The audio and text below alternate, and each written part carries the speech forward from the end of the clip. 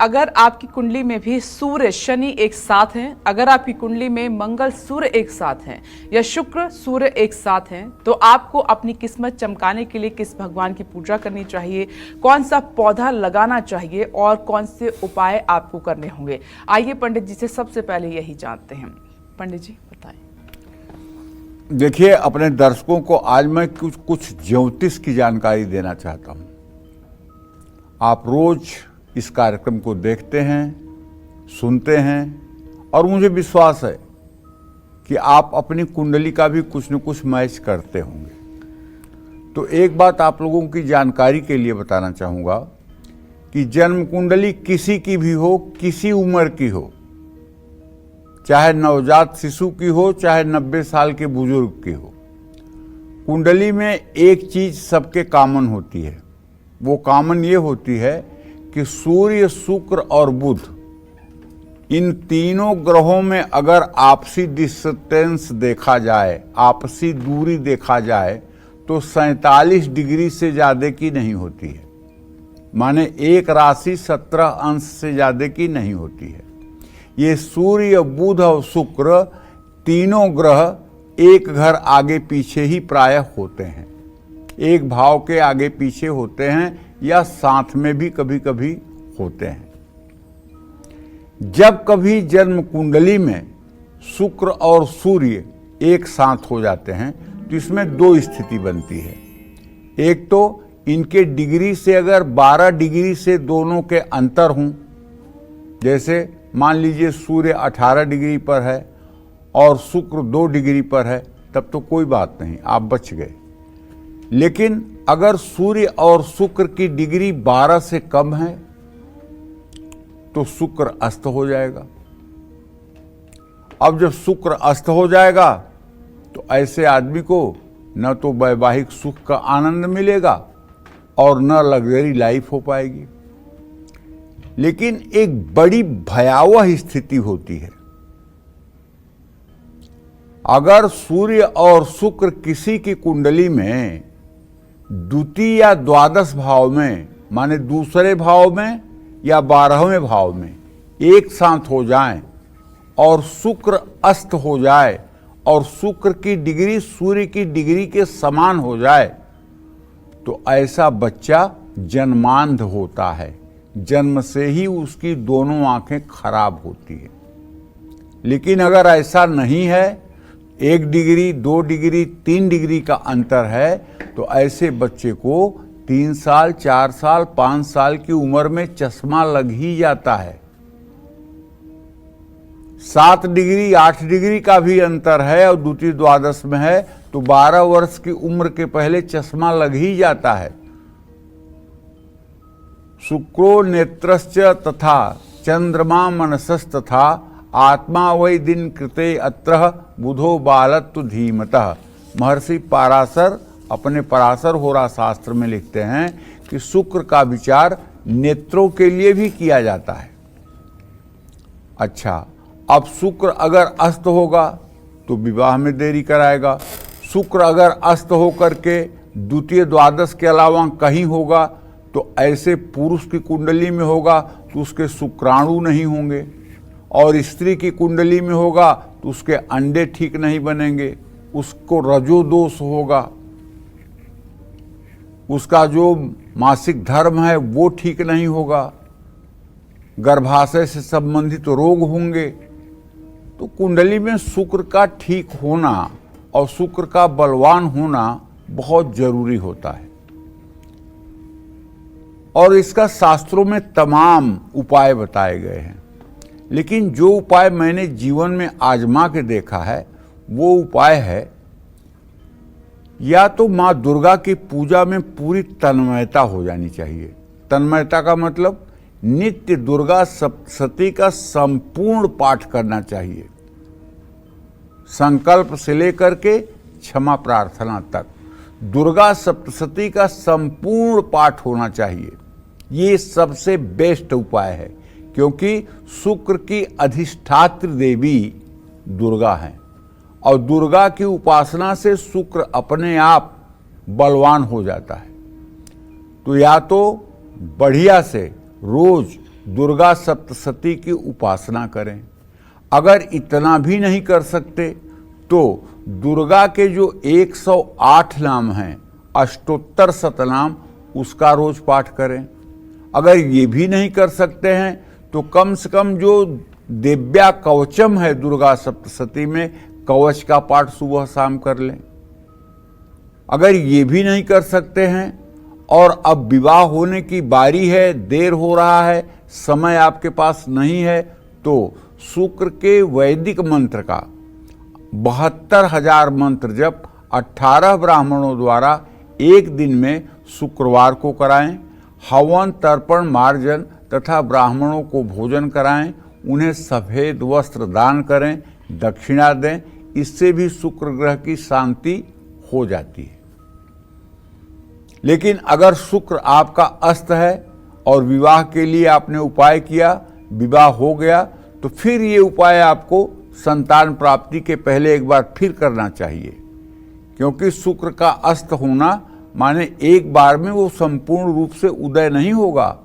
ये पूजा आपको हर 3 साल पर कराते रहना चाहिए और कम से कम 4 बार कराना चाहिए। और जहाँ तक आपको हो सके आपको अच्छे और ब्रांडेड कपड़े पहनने चाहिए, अच्छे जूते पहनने चाहिए और परफ्यूम का भी आपको इस्तेमाल करना चाहिए। शुक्र को बलवान करने के लिए गाय को रोटी भी खिलानी चाहिए, और अगर रोटी में गुड़ लपेट करके खिला रहे हैं तो ये आपके सौभाग्य के लिए बहुत अच्छा होगा। और शुक्र अगर खराब है तो महिलाओं का रिस्पेक्ट करना चाहिए, चाहे वो अपनी बेटी हो, चाहे बहन हो, चाहे माँ हो, चाहे पत्नी हो, और चाहे कोई रिश्ते में हो या ना हो, चाहे वो समाज की ही कोई महिला हो, उससे आदरपूर्वक वार्ता करनी चाहिए और उसे रिस्पेक्ट और सम्मान देना चाहिए। और प्रातःकाल सूर्य को अर्घ्य देना चाहिए। यथासंभव गायत्री मंत्र भी बोलना चाहिए। कुंडली में मंगल और सूर्य जब एक साथ होते हैं तो कुंडली में बनता है अंगारक योग। इसका मतलब समझते हैं? ऐसा आदमी बेतहासा गुस्सा करने वाला होता है, ऐसे आदमी के नाक पर गुस्सा होता है, 1 मिनट में कहो तो पृथ्वी पलट कर इधर से उधर कर दे, इतना गुस्सा होता है। ये अंगारक योग है। अगर मंगल अस्त हो गया तो लग्न चौथे, 7वें, 8वें, 12वें भाव में मंगल के होते हुए भी मांगलिक दोष खत्म हो जाता है। एक फायदा तो है कि मंगल अगर अस्त हो गया और मांगलिक योग बन रहा था तो वो योग खत्म हो जाएगा, केवल एक फायदा। लेकिन दूसरा नुकसान क्या है? साहस और पराक्रम में कमी आ जाती है, रिस्क लेने की क्षमता समाप्त हो जाती है, भाई बहनों का सुख कमजोर हो जाता है, भाई बहन तकलीफ में हो जाते हैं। तो कहने का मतलब यह है, सहज मंदिर गे तपनात्मजौ भवति सर्व सहोदर नाशक। तीसरे भाव में अगर बलवान मंगल होगा तभी भाई बहनों का सुख होगा। अगर तीसरे भाव में मंगल होगा और निर्बल होगा तो भाई बहनों को उजाड़ के रख देगा।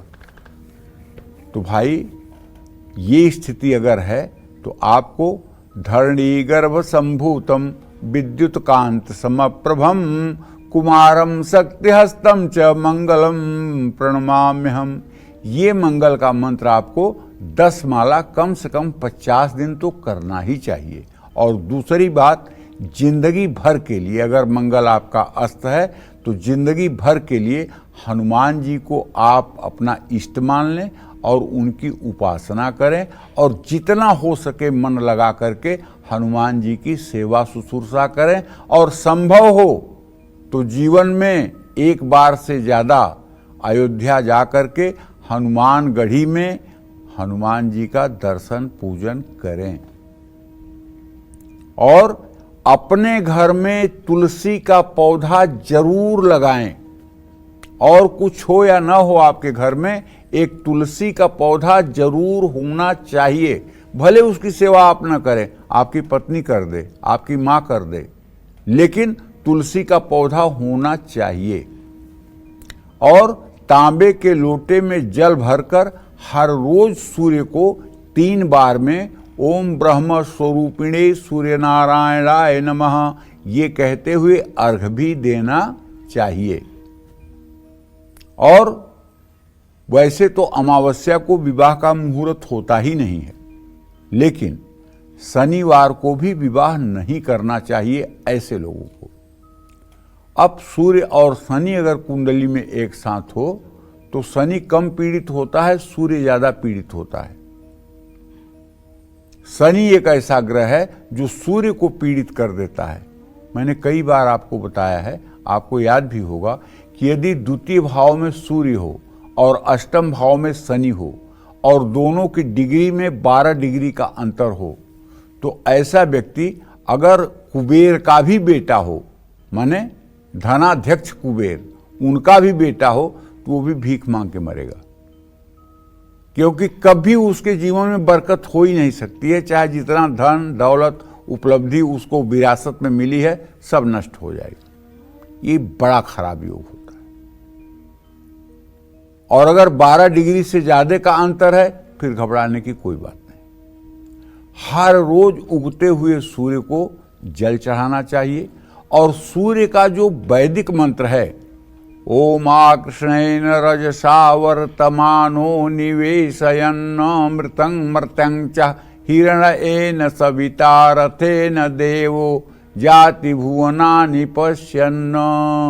इस मंत्र का अगर 10 माला जप 31 दिन ब्रह्मचर्य रह करके कर लिया जाए तो निश्चित रूप से आपका आत्मबल मजबूत हो जाता है। अगर सूर्य शनि के साथ पीड़ित है तो ऐसे बच्चे प्रायः इंटरव्यू में होस्टाइल हो जाते हैं। परीक्षा की तिथि आने पर उनको एग्जामोफोबिया, परीक्षा का भय इतना सताता है कि वो बीमार हो जाते हैं। उन्हें सब कुछ आता रहता है, लेकिन परीक्षा का एक ऐसा भय मन में बन जाता है कि वो परीक्षा हाल तक पहुंचते पहुंचते बीमार हो जाते हैं। ऐसे लोगों के माता पिता को चाहिए कि यदि जन्म कुंडली में सूर्य की स्थिति कमजोर है, सूर्य अपनी नीच राशि में है, या सूर्य शनि से पीड़ित है, या सूर्य राहु केतु जैसे पापक ग्रहों के साथ है, तो ऐसे लोगों को चाहिए कि अपने बच्चे के लिए रविवार के दिन सूर्य की वैदिक शांति करवाना चाहिए। सूर्य के वैदिक मंत्रों का 31,000 मंत्र जप 12 वेद पाठी ब्राह्मणों के द्वारा करवाना चाहिए। हवन तर्पण मार्जन तथा ब्राह्मण भोजन कराना चाहिए। ये उपाय करते ही हवन समाप्त नहीं होगा कि बच्चे के अंदर साहस का संचार हो जाएगा, बच्चे का आत्मविश्वास बढ़ना शुरू हो जाएगा। ये आप प्रैक्टिकल करके देख सकते हैं। जैसे पैर से कांटा निकाल लेने पर आराम मिल जाता है, वैसे ये सूर्य की शांति होने पर तत्काल बच्चे के अंदर आत्मविश्वास बढ़ जाता है। इसलिए कलयुग में भी ये पूजा रामबाण की तरह फलदायी है। और कमजोर शनि के लिए हर रोज आपको शनि मंदिर जाना चाहिए और शनि देव के सामने आंख से आंख नहीं मिलाना चाहिए। शनि देव के बगल में खड़े होकर के उनके पैरों पर आप तेल चढ़ा सकते हैं, उनके पैरों का आप दर्शन कर सकते हैं, और जो कुछ भी दान पुण्य आपको करना है बगल में खड़े होकर के आप कर सकते हैं। क्योंकि शनि से नेत्र मिलाने की इस सृष्टि में किसी की ताकत नहीं है। और जो लोग ये गलती करते हैं, शनि के साथ खिलवाड़ करते हैं, उनको तो उसका मजा चखना पड़ता है। इसलिए मैं अपने दर्शकों से कहूँगा कि भाई पुण्य कम हो कोई बुराई नहीं, लेकिन कहीं कुछ अनर्थ न हो जाए, इसका ध्यान रखिएगा। जय मां विंध्यवासिनी।